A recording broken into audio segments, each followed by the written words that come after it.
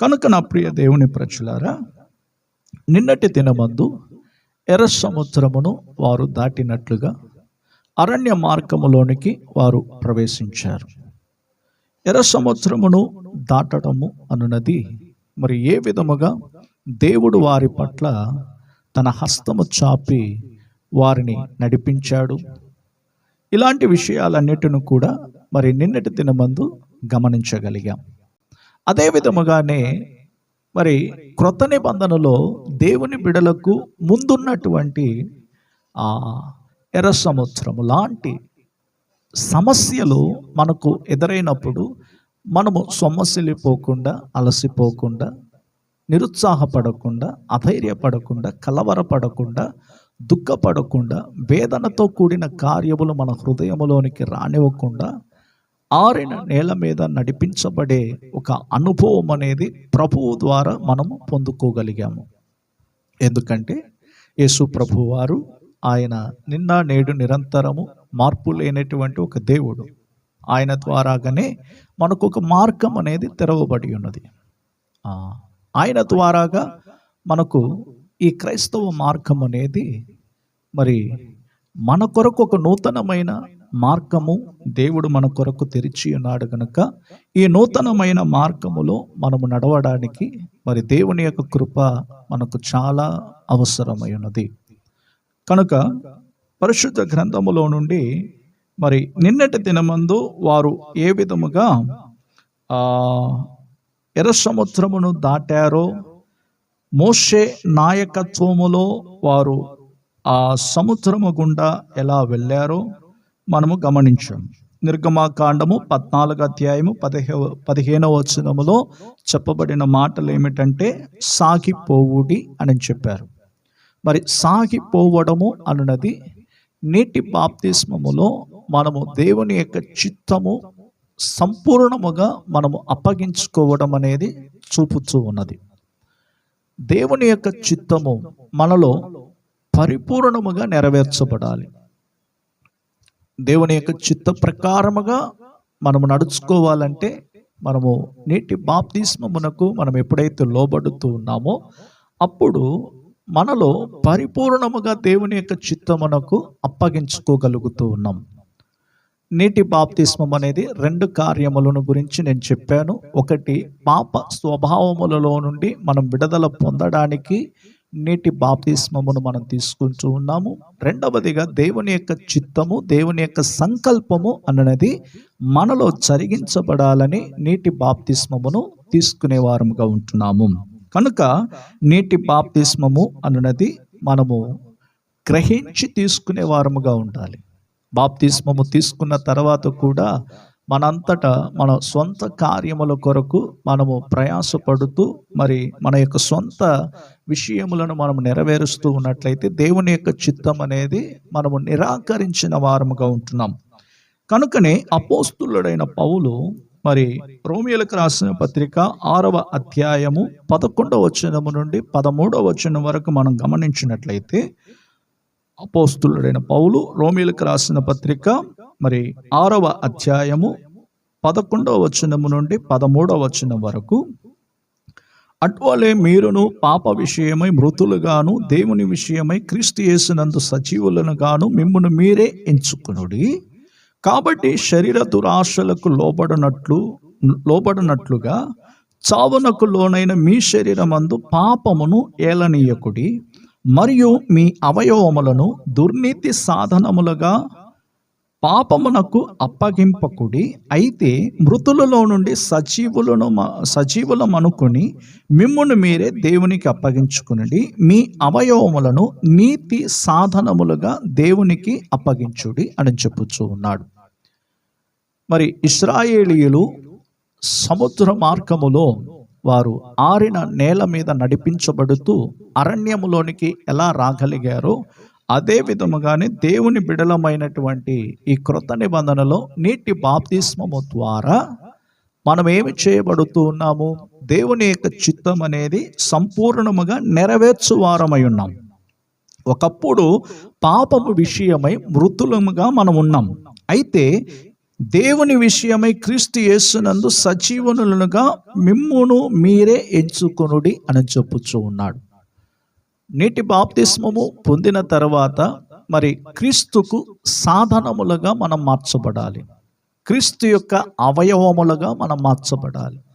నీటి బాప్తిస్మము ద్వారా మనము ఇలా పొందుకునే వారముగా ఉంటున్నాం. పాప కార్యములలో మనము బ్రతుకుచున్నంత వరకు మరి దేవుని నీతి అనేది మనము జరిగించలేకపోయాం. ఎప్పుడైతే నీటి బాప్తిస్మమునకు మనము లోబడ్డామో, ఎప్పుడైతే నీటి బాప్తిస్మమునకు విధేయత చూపి మనము క్రీస్తు యేసుతో పాటు పాతి పెట్టబడిన వారముగాను, అంటే మనలో ఒక నూతన జీవం అనేది మరలా తిరిగి పొందుకోవడానికి, మృతులలో నుండి క్రీస్తు యేసు లేపిన వాని ఆత్మ మీలో నివసించిన ఎడల చావునకు లోనైన మీ శరీరములనేవి మరి జీవింప చేయబడుతూ ఉన్నాయి. ఈ రోజుల్లో మరి దేవుని బిడలు నీటి బాప్తిస్మమును గురించినటువంటి పలు రకములైనటువంటి బోధలు అనేవి కనబడుతూ ఉన్నాయి. పలు విధాలుగా నీటి బాప్తిస్మములను గురించి బోధిస్తూ ఉన్నారు. కానీ దేవుని వాక్యం ఏమని చెప్పుచూ ఉన్నది? మనము నీటి బాప్తిస్మమునకు లోబడినప్పుడు మరి దేవుని చిత్తం అనేది మనము నిరాకరించక ఆ చిత్తము చొప్పున మనము నడుచుకునే వారముగా ఉండాలి. ఎందుకంటే దేవుని యొక్క చిత్తం మనలో పరిపూర్ణముగా నెరవేర్చబడాలి. పరిపూర్ణముగా దేవుని చిత్తం నెరవేర్చబడాలంటే మరి ఆయన యొక్క అవయవములుగా మనం మార్చబడాలి. నీతికి సాధనములుగా మనం మార్చబడాలి. నీతికి మనము నీతి కార్యములు, నీతి యావత్తు మనలో జరిగించబడుతూ ఉండాలి. ఎందుకంటే అనీతిమంతులైనటువంటి వారు, పాప బ్రతుకులలో కొనసాగేటువంటి వారు, దుష్ట మార్గములలో నడుచుకునేటువంటి వారు, మరి ఇలాంటి వారందరూ కూడా నీతిని జరిగించలేని వారుగా ఉంటున్నారు. కనుకనే అపోస్తులుడైన పౌలు గలతీ పత్రికలో రాస్తూ ఉన్నాడు. మరి 2వ అధ్యాయము 20-21 వచనములో మనం గమనించినట్లయితే, గలతీలకు రాసిన పత్రిక మరి 2వ అధ్యాయము 20-21 వచనములో, నేను క్రీస్తుతో కూడా సిలువ వేయబడి ఉన్నాను, ఇకను జీవించువాడును నేను కాను, క్రీస్తే నా యందు జీవించుచున్నాడు. నేను ఇప్పుడు శరీరమందు జీవించుచున్న జీవితము నన్ను ప్రేమించి నా కొరకు తన్ను తాను అప్పగించుకుని దేవుని కుమారుని యందలి విశ్వాసం వలన జీవించుచు ఉన్నాను అని చెప్పి రాస్తూ ఉన్నాడు. గలతీ సంఘములో ఉన్నటువంటి ప్రజలు వారు ఏ విధముగా ఉన్నారు, ఏ స్థితిలో ఉన్నారు, ఏ విధముగా వారి జీవితాలు కనబడుతూ ఉన్నాయి? 3వ అధ్యాయములో మన మొదటి వచనములో చెప్పబడుతున్న మాటలు ఏమిటో ఒకసారి నేను మీకు జ్ఞాపకం చేస్తాను. ఓ అవివేకులైన గలతీయులారా, మిమ్మును ఎవడు భ్రమ పెట్టెను? సిలువ వేయబడిన వాడైనట్టుగా యేసుక్రీస్తు మీ కనుల ఎదుట ప్రదర్శింపబడెను గదా, ఇది మాత్రమే మీ వలన తెలుసుకుని కోరుచున్నాను. ధర్మశాస్త్ర సంబంధ క్రియలను ఆత్మను పొందితిరా, లేక విశ్వాసముతో వినుట వలన పొందితిరా అని చెప్పుచూ ఉన్నాడు. మరి ఈ కార్యములను గురించి మనం ఇంకా క్రింద వాక్య భాగములలో మనం గమనించినట్లయితే, మీరు ఇంత అవివేకులైతేరా, మొదట ఆత్మానుసారముగా ఆరంభించి ఇప్పుడు శరీరానుసారముగా పరిపూర్ణులగుదరా అని చెప్పుచూ ఉన్నాడు. దేవుని బిడలారా, మనము నీటి బాప్తిస్మమును తీసుకున్న తర్వాత మన జీవితములో క్రీస్తు ఏలుబడి చేస్తూ ఉండాలి. అంటే మన ప్రభు అయిన యేసుక్రీస్తు వారు మనలో జీవించు విధముగా మనం బ్రతకాలి. మరి నేటి క్రైస్తవ సమాజం మీ అందరికీ తెలుసు, నేను ప్రత్యేకంగా చెప్పవలసిన అవసరం లేదు. ఎందుకంటే క్రైస్తవ సమాజం ఏ స్థితిలో ఉన్నదో మనందరము బాగుగా ఎరిగిన వారు. క్రైస్తవ సమాజాన్ని పాడు చేస్తున్నటువంటి పలు రకములైనటువంటి సంభవాలు జరుగుతూ ఉన్నాయి. ఎందుకంటే అంత్య దినములలో ఆరోగ్యకరమైనటువంటి బోధలను విడిచిపెడుతూ ఉన్నారు, హితబోధలను విడిచిపెడుతూ ఉన్నారు, అపోస్తుల యొక్క బోధలను విడిచిపెడుతూ ఉన్నారు. తమ యొక్క సొంత కల్పితమైనటువంటి బోధలకు, కల్పనా కథలకు చెవియొగ్గడం మూలముగా క్రైస్తవ సమాజం అనేది భ్రష్టు పట్టిపోవచ్చు అన్నది ఇది మనకు బాగా తెలుసు. అయినా కూడా మనము చేసే పనులు ఎలా ఉంటున్నాయంటే దేవుడు లేడన్నట్టుగా మనం బ్రతుకుచూ ఉన్నాం. ఇక్కడ పౌలు భక్తుడు ఏమంటున్నాడు? నేను క్రీస్తుతో కూడా సిలువ వేయబడి ఉన్నాను, ఇకను జీవించువాడు నేను కాను, క్రీస్తే నా యందు జీవించుచున్నాడు అని చెప్పుచూ ఉన్నాడు. మరి క్రీస్తు మనలో జీవించినట్లయితే మనము ఇతరులకు ఒక మాదిరిగా మనం ఉండగలం. మరి నేటి క్రైస్తవ సమాజములో దేవుని బిడలముగా పిలువబడుచున్న మనందరిలో కూడా మన హృదయములో క్రీస్తును మనము పోలి నడుచుకునే వారముగా ఉంటున్నామా? అపోస్తులుడైన పౌలు భక్తుడు చెప్పుచున్న మాటలు ఏమిటంటే, నేను క్రీస్తుని పోలి నడుచుకుంటున్నాను, మీరు నన్ను పోలి నడుచుకున్నాడు అని చెప్పి ధైర్యముగా చెప్పగలుగుతూ ఉన్నాడు. మరి దేవుని బిడలమైన మనము ఈ మాటను ధైర్యముగా మనం చెప్పగలమా? నేను క్రీస్తుని పోలి నడుచుకుంటున్నాను, క్రీస్తు నా యందు జీవిస్తున్నాడు, క్రీస్తుని పోలి మార్గములో నేను నడుచుకోగలుగుతున్నాను అని చెప్పి మనం ధైర్యముగా చెప్పగలమా?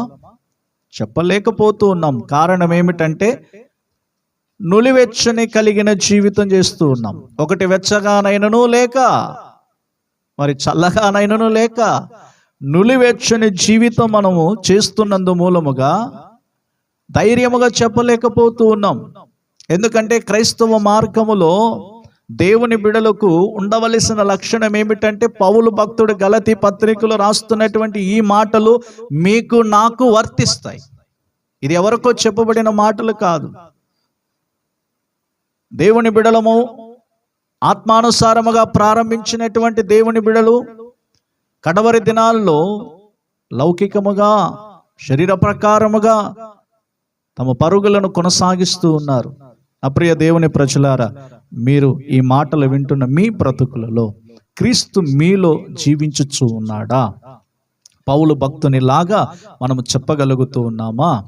బాప్తిస్మము తీసుకున్న తర్వాత ఇక జీవించుచున్నది నేను కాదు, నాలో జీవించుచున్నది యేసు క్రీస్తు వారు మాత్రమే అని మనము ధైర్యముగా చెప్పగలుగుతూ ఉన్నామా? నాలో బ్రతుకుచున్నది క్రీస్తు యేసు మాత్రమే అని చెప్పి మనము ధైర్యముగా అన్యుల మధ్యలో చెప్పగలుగుతూ ఉన్నామా? ఎంతమంది ధైర్యముగా ఈ మాటలను చెప్పగలము? సాగిపోవుడి అని చెప్పి మోషేతో దేవుడు చెప్పాడు. ఆ మాటను విని దాని ప్రకారముగా జనులను ఏం చేశాడు? నడిపించాడు. 77వ కీర్తనలో మనం గమనించేటప్పుడు ఆసాపు కీర్తనలు రాస్తూ ఉన్నాడు. ఏమని రాస్తూ ఉన్నాడు? 77వ కీర్తన 19-20 వచనములలో, నీ మార్గము సముద్రములో నుండెను, నీ త్రోవలు మహాచలములలో ఉండెను, నీ అడుగు చాడలు గుర్తింపబడకయుండెను, మోషే అహరోనుల చేత నీ ప్రజలను మందవలే నడిపించితివి. ఆసాపు కీర్తన ఇది. ఆసాపు రాజు యొక్క జీవితములో ఆసాపు తాను దేవునిని ఏ విధముగా వెంబడించాడో, ప్రారంభములో ఏ విధముగా దేవునికి ఇష్టమైనటువంటి యథార్థమైనటువంటి భక్తి కలిగిన ఒక రాజుగా ఇశ్రాయేలీయులను ఏలుబడి చేసినటువంటి ఒక వ్యక్తిగా ఉన్న ఈ మనుషుడు చెప్పుచున్న మాటలు ఏమిటి? ఇశ్రాయేలీయులను తోడుకుని వెళ్ళేటప్పుడు, ఇశ్రాయేలీయులను నడిపించేటప్పుడు ఒక మందలాగా నడిపించబడుతూ వచ్చారు.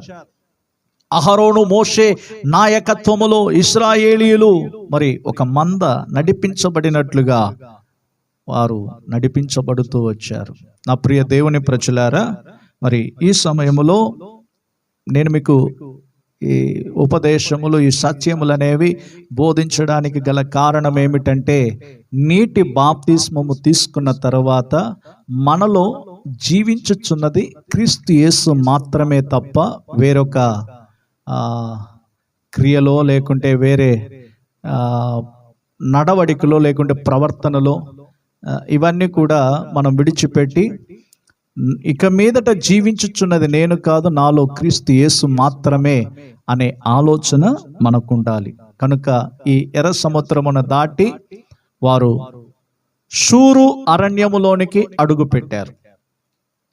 ఈ ఎర్ర సముద్రమును గురించి కొంత నిన్నటి దినమందు కొంత భాగం మిగిలిపోయినది కాబట్టి అది ఈరోజు నేను చెప్పాను. మరి రేపటి దినమందు ప్రభు చిత్తమైతే షూరు అరణ్యము నుండి వారు ఆలూషు వరకు వెళ్ళిన ప్రయాణములను గురించి మరి మనము ధ్యానించడానికి దేవుడు కృప చూపునుగాక. మరి తరచుగా ఇంకను మీరందరూ కూడా ఈ లైవ్ ప్రార్థనలో పాలు పొందుతూ ఉండండి. దేవుడు మిమ్మలను ఆశీర్వదించి దీవించునుగాక. ప్రేమ కలిగిన మా పరలోకపు తండ్రి, ఆశీర్వదించబడిన ఈ మంచి సమయములో ప్రభువా, మీ సన్నిధిలో పాటలు పాడి మీ నామాన్ని మహిమపరచడానికి మీరు ఇచ్చిన కృపను బట్టి మీకు వందనాలు. మా జీవితాలలో ప్రభువా మీ సన్నిధిలో ప్రభువా మేము పాలు పొందినప్పుడు మీరు మాతో మాట్లాడే దేవుడువు తండ్రి, మమ్మలను ధైర్యపరిచే దేవుడువు తండ్రి. మమ్మలను ప్రభువా మరి ముఖ్యముగా మా పరిస్థితులన్నీ కూడా మీరు ఎరిగిన దేవుడువు తండ్రి. నీ మాటతో మమ్మలను ఆదరించావు, నీ చూపుతో మమ్మలను కనికరించు దేవా. మీ దయ మీ వాత్సల్యమును బట్టి మమ్మలను ఈ దినం వరకు కూడా కాపాడినందుకు స్తోత్రాలు. మమ్మలను బలపరచండి, ఆశీర్వదించండి దేవా. ఇంకా ఎవరైతే ప్రభువా ప్రార్థన విజ్ఞాపనలను తెలియజేస్తూ ఉన్నారో వారందరిని బట్టి మేము ప్రార్థించడానికి మాకు కృపను దయచేయండి. ఎవరైతే లైవ్ ప్రార్థనలో పాలు పొందారో వారి కుటుంబాలు కూడా దీవించబడాలని ప్రార్థిస్తూ ఉన్నాం దేవా. మిమ్మలను ప్రభువా దర్శించే ఒక దినం అతి త్వరలో ఉన్నది గనక మీరు ఆఖడలో ప్రభువా మేము నాదా సిద్ధపడడానికి మీరు కృపను దయచేయండి. మమ్మల్ని అందరినీ కూడా ప్రభువా ఈ రాత్రి వేళ జ్ఞాపకం చేసుకుని బలపరచుము. మీ చిత్తమైన ఎడల మరొక దినాన్ని మేము చూడడానికి మీరు మాకు సహాయము చేయము. సమస్త స్తుతి ఘనత మహిమ ప్రభావములు మీరే పొందుకోమని యేసు నామములో ప్రార్థించుచున్నాము తండ్రి, ఆమేన్. సమస్త జ్ఞానములకు మించిన దేవుని యొక్క సమాధానం మనందరికీ తోడైనను గాక. Praise the lord.